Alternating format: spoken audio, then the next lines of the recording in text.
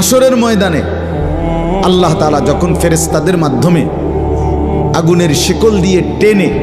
জাহান্নামকে হাসরের মাঠে এনে দাঁড় করাবে, মনে করেন এখানে আইনা রাখবে, আমরা সবাই তাকাবো, এরকম হাসরের মাঠে যখন জাহান্নামকে আনা হবে, এই জাহান্নামের দিকে এক নজর তাকাইয়া হাসরের ময়দানের সমস্ত নাফরমান পাপী বেঈমান আবারও বলবে আল্লাহর কাছে, রব্বানা আখিরনা ইলা আজালিন করিব, আল্লাহ একটু সময়ের জন্য দুনিয়াটা আবার ফেরত দেন, হায়াত আবার ফেরত, সময়গুলো আরেকবার দেন, আরেকটু সময় দেন, নজিব দাওয়াতাক, আপনার সব কথা তখন মেনে নেব, অনাত্তাবিউর রসুল, আপনার রসুলদের আনুগত্য করব। আল্লাহ বলবেন না, না বান্দা,